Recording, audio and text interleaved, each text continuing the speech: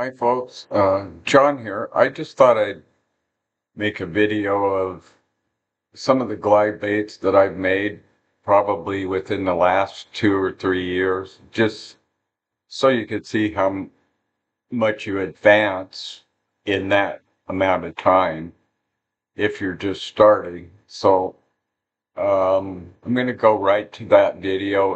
I'm just going to show like my first glide bait that I made and then up to the present one, which I finished. You can see hanging there behind me, the brook trout. So, um, give you some insight on so you don't get discouraged just starting out. So you can see just how fast you can advance using the proper methods and tools and such. So anyway, we'll go right to that, and I'll start from the beginning. Will be my oldest ones and then advance to the most recent, which you can see hanging up to my side there right now, still drying, and actually they was in the first video. So anyways, let's go to there. Thanks. Okay, this is my first glide bait. It's a common minnow. Measures about 5 inches long. This one I actually learned how to make the silicone fins and the angle to cut for the split location. And I also learned on weighting so it either sinks slow or fast or whatever. If you notice on the rear hook, you can see it's wrapped with some lead wire. And that's because I mismeasured somewhere on how much weight to put in it. And the rear end didn't have enough weight, so I actually weighted the rear down on the hook. So you can see, even if you make mistakes, sometimes you can fix that in a different way. So anyway, this is my first one, and you notice the finish really isn't that smooth. I learned that you need to really sand that smooth. The other thing is I was learning how to do the foil, and this is like a couple of times I cast, I hit in a rock, so I ended up refinishing it, and I've used it a few times. It just didn't swim that well. So anyway, I learned a lot from this first one. I had a little trouble with clear coats. It's just things you'll find out along the way. So anyway, that's the first one. And then we'll go to the next. Okay, this is the second glide bait that I made, and this is the one that got me hooked. You can see a little improvement on the finish work. The clear coat was pretty good on this one, but I've used this one a lot. When I make the glide baits, I usually make two versions, a larger version measuring about 6.5 inch, and then I'll do the smaller one that's, between 5 and 4 inches long. And this is the one that got me hooked. I used the larger version, and I kept having this fish follow all the way to the boat, and it looked big. And so it followed me along the shoreline, and then it'd get all the way to the boat, and then it just give up. And I was thinking, well, I'll try the smaller version. Well, As soon as I put this one in, I got lucky and got a 8-pound largemouth bass. And it was a monster for me. So anyways, that was at Lake Pleasant. And actually it wasn't really that far from the boat ramp, but amazingly, the big ones do hang out in different areas. So anyways, this one has a combination of the silicone tail fin, and then this one I was learning to make the fins out of the Lexan plastic. And each time the paint schemes and stuff change, I try to be more realistic.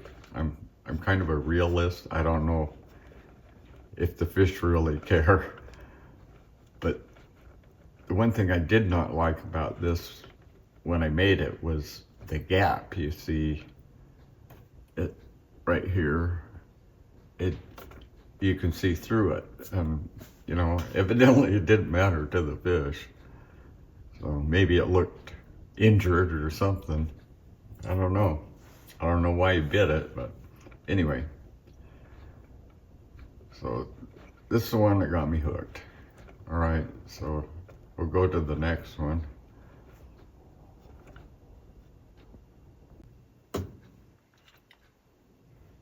Okay, this is one of the next ones in line. This was a smallmouth bass. Again, I'm using the smaller version. This one probably measures about 6 inches, 7 inches, something like that. So, like I said, I make a larger version of each one. I'll show you kind of exactly about what it measures.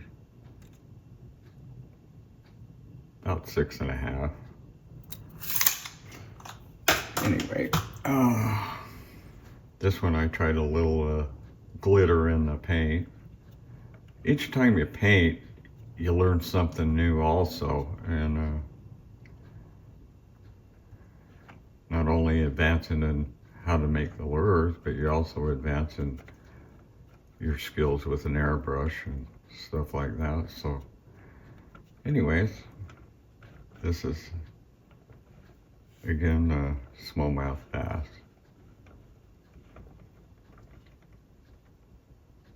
And I've used this one a couple of times too. And this one, if you'll notice, it's a lot more realistic. The clear coat's a lot better. The finish, sanding.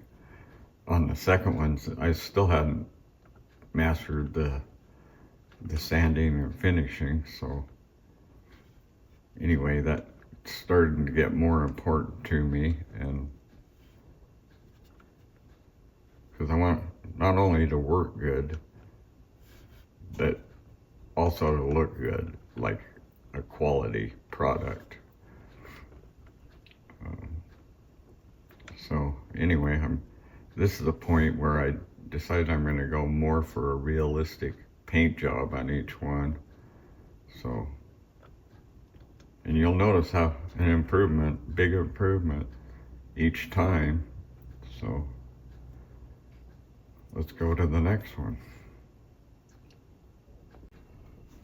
Okay, this is the next one I did. As you can see, I'm getting more into the realism on paint schemes and stuff. This is actually off a photograph, and it almost matches it exactly. So this took a long time to paint because all of those dots are hand painted.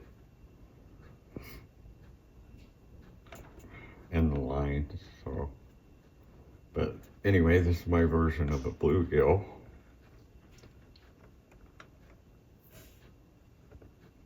You see the clear coat's improved 100%, the finish work. I was really pleased with this one. And not just because of the paint, but the way it swims and everything. This is just perfect. I couldn't ask for a better outcome. It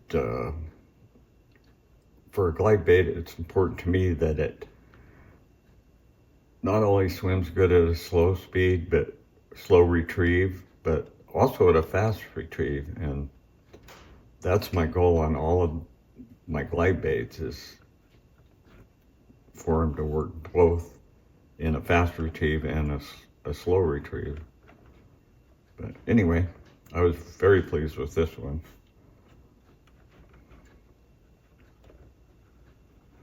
Clear coat came out just beautiful. So anyways, let's go to the next one. I'm not showing all of them. I'm just showing, progressive results. So once again, I always make a small version and a large version. All the ones you'll see in the videos are going to be the smaller version. It's just easier to film it that way. And the holder doesn't have trouble holding something, around this weight. So to do the video. So anyway, that's that one. We'll go to the next one now. Okay, this is the next one. This is my version of a rainbow trout. I really went for a realistic paint job on this one. Not only on the body, but on the fins, everything, the coloring, scales. Clear coat is absolutely perfect on this. And once again, this is the smaller version of a rainbow trout, which do occasionally get down into Lake Pleasant from the north. So it's a good bait fish for the largemouth. I don't know, you can notice here, I just used this styrofoam like backing is what it is for my hooks, so I can put them in my holders without having to worry about the hooks getting snagged on anything or anything like that. And I can also show you, somebody requested, I'll show you how to do those. You just take the nylon back and cut it and put a slot in it. And I'll show you the bottom of one, just so you see. I just cut a little section out like that, and then the hooks just sit right in at the point so you don't hook yourself or whatever. It works great for transport, and I leave them on. Then when I go to use them, I'll just take them off.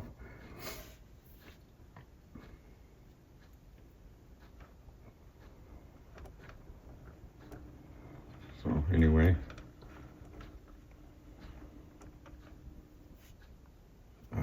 that's my version of a rainbow trout. So let's go to the next one. I want to point out too, at this point, I'm making my own eyes. So I also learned how to do those. I'm considering doing some videos on how to make the fish eyes, the fins, the molds for the fins. And on my last one, I'll actually show you the ones that I made. I made an actual mold of the glide bait too.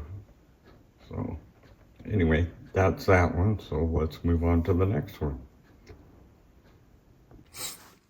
Okay, this one will be my version of the gizzard shad. I actually made a mold off this and produced 2 more of these, all painted with the same paint scheme.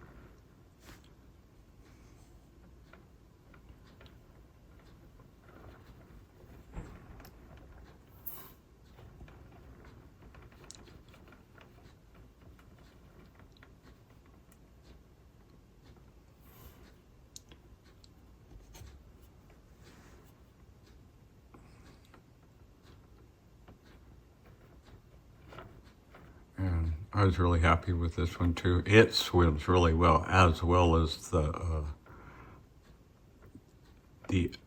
other two that I made out of epoxy resin. The one thing I did have to do though is I hand weight each one so they sit in the water just perfectly level and behave the way just the way they should. And again, I really focus on them not blowing out when you reel them in fast. So, and these work really good. Not only the wood version, which I use for the master, but also the epoxy ones. So, and you can see the clear coat is just like perfect.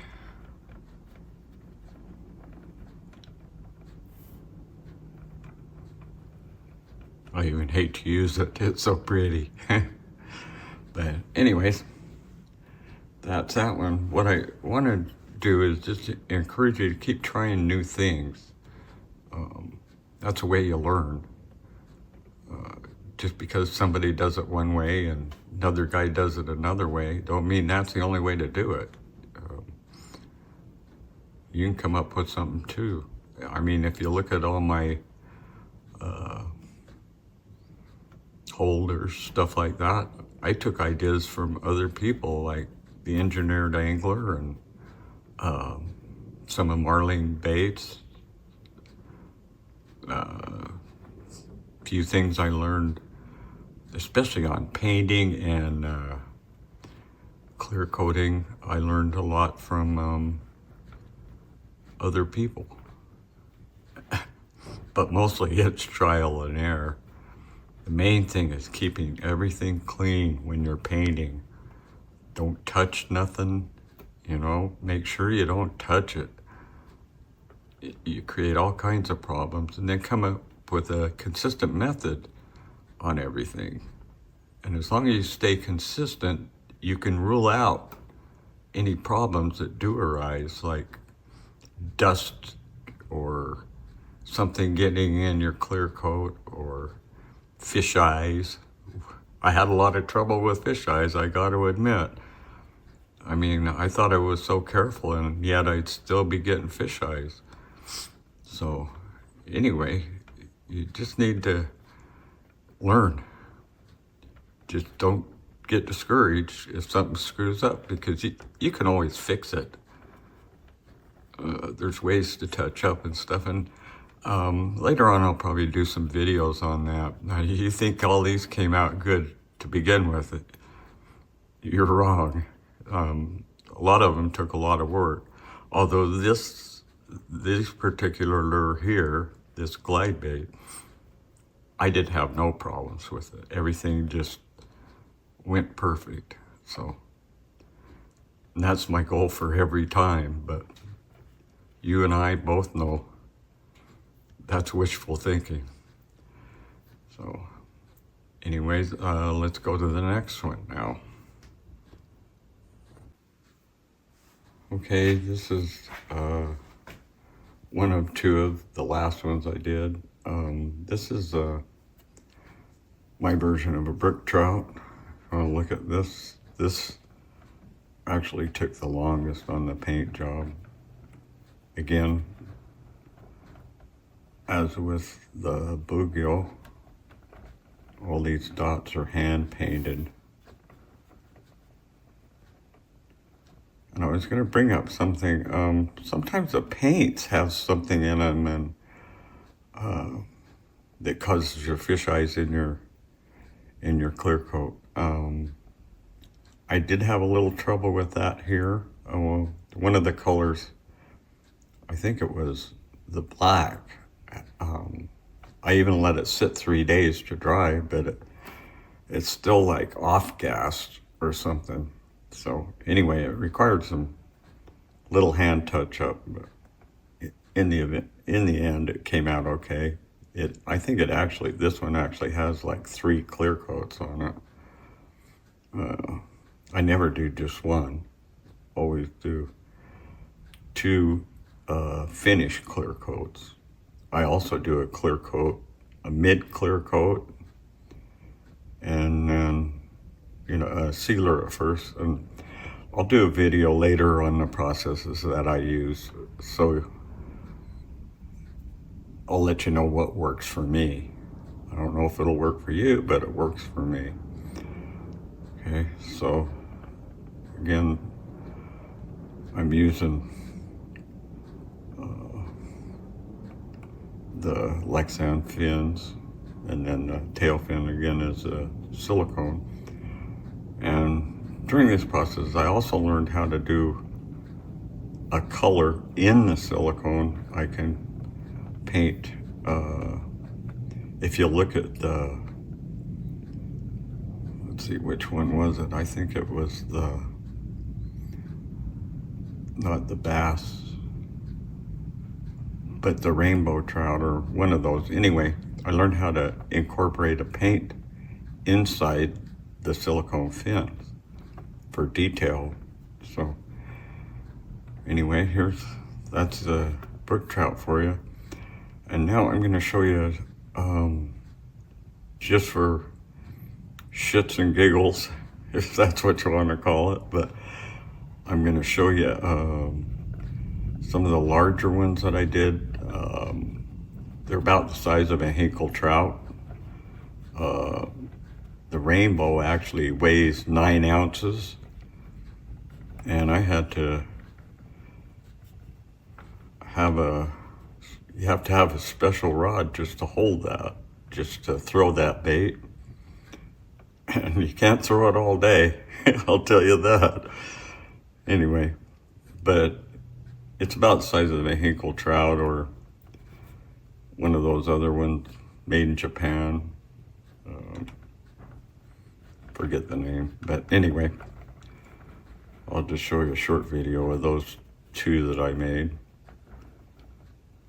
and give you an idea of the size of these two that I did. So anyway, let's go to those next, and then we'll wrap this up. Okay, here are the last two. I just got this bright light on so you could kind of see the clear coat. It turned out really good on both these. So anyway, it gives you an idea of the size of the